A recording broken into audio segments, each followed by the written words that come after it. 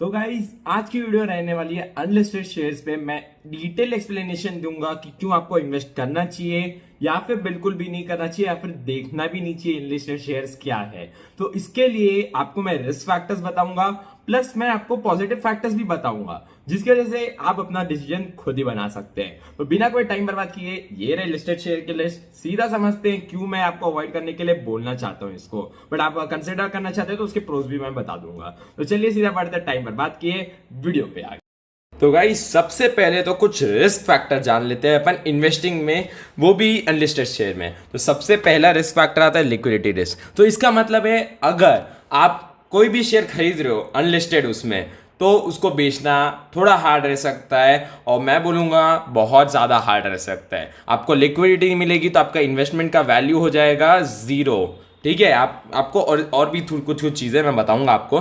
ठीक है, तो देखो यहाँ पे लिखा हुआ है जैसे since unlisted shares are not traded on an exchange, it is difficult to sell it on the exchange. We suggest that investors should not invest in unlisted share. Short time period के लिए नहीं करना है, few years के लिए hold करोगे तो मतलब है। ठीक है, अब आप समझ लो कोई हाइप आईपीओ खरीद लिए, ठीक है, और उसका प्राइस नहीं टिकाना एक ही जगह। जैसे समझ लो आपने 1200 में एक हाइप आईपीओ खरीद लिया, ठीक है, और फिर उसका शेयर लिस्टिंग ही सबसे पहले 1000 रुपये में हुआ और वो वहां से चढ़ के गया 1500। ठीक है, तो आप तब तो बेच नहीं सकते क्योंकि आपको 6 महीने का, एक ये वाला बता देता हूं पहले, 6 मंथ का लॉक इन पीरियड है, बेच ही नहीं सकते आप। ठीक है, 1500 चले भी गया वो 15 दिन के अंदर। ठीक है, 15 दिन के अंदर फिर गया, मार्केट हो गई एकदम बेरिश और वो सीधा गया आपका 600 रुपये एक बार, क्योंकि उसका बहुत वैल्यूएशन हाई हो गया था।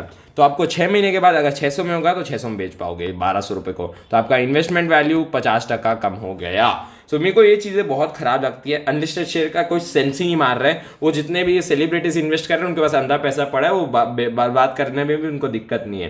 ठीक है, और market risk and price risk, तो ये भी एक बहुत बड़ी चीज़ है। मैं आपको अभी समझाता हूँ क्या मैं बोलना चाहता हूँ। तो देखो, जैसे ये है sharescart.com करके एक वेबसाइट, ठीक है, ये है sharescart.com करके।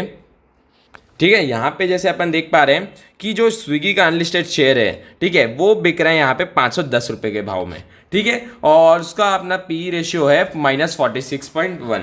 ठीक है, अब मैं दूसरे ही उसमें जाता हूँ जैसे, तो यहाँ पे अपन देख पा रहे हैं कि स्विगी जो लिस्टेड है अलग वेबसाइट पे, दूसरी वेबसाइट है ना ये। ठीक है, तो यहाँ पे अनलिस्टेड shares.com करके वेबसाइट है, तो यहाँ पे भी 410 रुपये इसका भाव। ठीक है, वहाँ पे देखा था अपन ने तो वो था 510 का, यहाँ पे ये है 410 का। 100 रुपये का पहली फर्क है, हर एक वेबसाइट में अलग अलग है आपका। ठीक है, यहाँ पे 410 रुपये में मिल रहा है। और एक बड़ी चीज़ बताता हूँ आपको, ये देख के तो आप पक्का हैरान रह जाओगे। देखो, इसमें मिल रहा है 422 का, बड़ी चीज़ नहीं है, बट इसमें मिनिमम इन्वेस्टमेंट अमाउंट देखना आप कि आपको लेने पड़ेंगे 1401 यूनिट्स। ठीक है, और आपको 422 रुपये में पर शेयर लेना पड़ेगा। तो 422 into 1401 is equals to 5,91,222 rupees. Minimum investment इतना डालना है, 6 लाख रुपए, और 6 लाख को अटका दो आप, कोई सेंस नहीं मारेगा उसका। और इसका सेटलमेंट पीरियड भी T+15 है, मतलब आपने जब से खरीदा उसके 15 दिन बाद आपके शेयर्स क्रेडिट होंगे।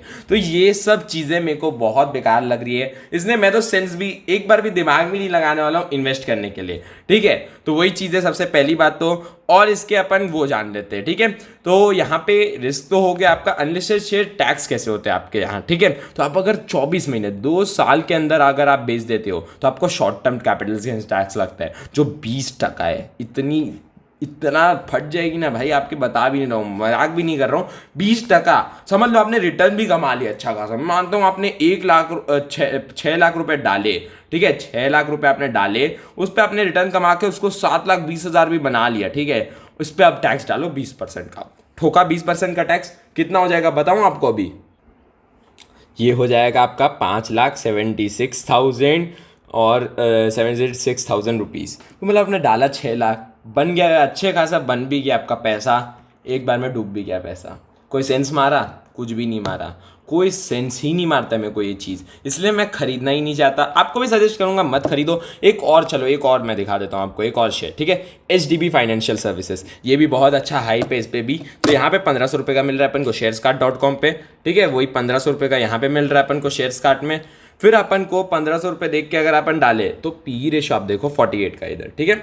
अब वही मैं दूसरी वेबसाइट पे गया तो मेरे को मिल रहा है 1475 का, हर एक जगह अलग अलग मिल रहा है, हर एक जगह आपको बेवकूफ़ बनाया जा रहा है, ठीक है। और फिर आपको मिलता है दूसरी वेबसाइट पे 1480 का, तो 1475, 1480 और 1500 रुपये। और स्विगी का तो कुछ अलग ही मजे चल रहे थे भाई, 510 और 422 और 410, ठीक है। आपको हर एक जगह कंपेयर करके लेना पड़ेगा। समझ लो यहाँ पे आपको इनक्रेड मनी में सस्ता मिला तो एचडीबी यहाँ पे लिया, अपने स्विगी अपन को शेयर्स कार्ट में सस्ता मिला, स्विगी को वहाँ पे लिया। हर जगह आप अकाउंट बनाते रह जाओ और आपका बेवकूफ़ी बनना है उसका, ठीक है। चलो इसका एक चीज़ अच्छा है कि यहाँ पे आप मिनिमम यूनिट 1 ले सकते हो, एक शेयर ले सकते हो एचडीबी फाइनेंशियल सर्विसेज का।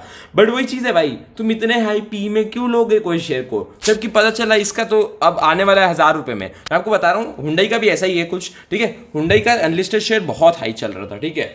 इतना टूटा है ना वो थोड़े दिन में, मैं आपको वो भी कहीं ढूंढ के बताता हूँ, रुक जाओ। तो चलो गाइज मैं ढूंढ दिया आपके लिए, हुंडई इंडिया का आईपीओ है यहाँ पे, ठीक है, हुंडई इंडिया का। तो ये जो है इसका जीएमपी अभी 75 रुपीज़, लिटरली 75 रुपीज़ बता रहा है। कुछ मतलब नहीं हुआ, 4% का गेन क्या उखाड़ लोगे 4% में, कोई सेंस नहीं मारता। और बड़ी चीज़ बताता हूँ, 570 गया था, लिटरली ख़त्म हो गया जीएमपी। तो ये जो शेयर है ना, इस पर अप्लाई करने का मेरे को इतना स्कोप नहीं दिख रहा है। मैंने इसके लिए आईजी में एक रील भी बना ली है कि क्यों आपको अप्लाई नहीं करना चाहिए, ठीक है। इतना गंदा टूटा है ना इसका जीएमपी, लिटरली 570 रुपये दे रहा था एक बार जीएमपी, और अब 75 पे है। ये भी कल का डेटा है, आज का डेटा तो आना बाकी है, ये तो और भी गिर सकता है। तो मैं तो बोलूँगा कि ये जो है ना, उल्टा सीधा आप अनलिस्टेड शेयर पे करते हो ना, तो कभी भी जीएमपी गिर जाएगा, कभी भी शेयर का भाव गिर जाएगा। कल जाके के स्विगी का आईपीओ आ जाता है, बोलता है वो 300 रुपये में मैं निकालूंगा, तो आपको जो 510 में खरीदा होगा ना, वो खत्म हो जाएगा आपका इन्वेस्टमेंट। इसलिए मैं बोलूँगा, आप अगर रिस्की, एकदम एक्सट्रीम रिस्की इन्वेस्टर और आपके पास अंधा पैसा उल्टा सीधा नहीं पड़ा है ना, तब तक आप अनलिस्टेड शेयर्स को टैप भी मत कीजिएगा, ठीक है। अनलिस्टेड शेयर्स आपके काम के ही नहीं है तब तक। तो दैट्स द डील। शेयर कीजिए इस वीडियो को अपने ट्रेडर फ्रेंड्स के साथ और उनको बताइए कि जितने आपको बोल रहे हैं इन्फ्लुएंसर्स ये वो, इसमें डालो, इनक्रेड मनी से लो, इससे लो, उससे लो, उनको पैसा मिल रहा है बोलने का। मेरे को पैसा नहीं मिला है कि मैं हटा दूं इन सबको, कोई मेरे को एंजल वन भी पैसा नहीं दे रहा है, कोटक भी नहीं दे रहा है पैसा, ठीक है।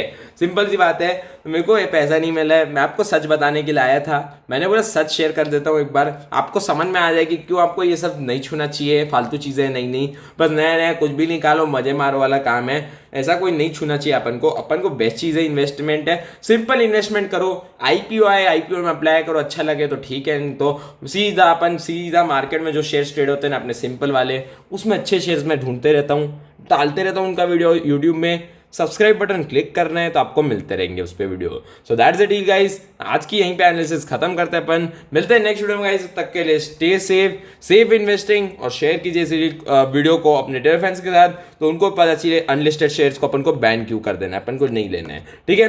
मिलते हैं नेक्स्ट वीडियो में गाइस।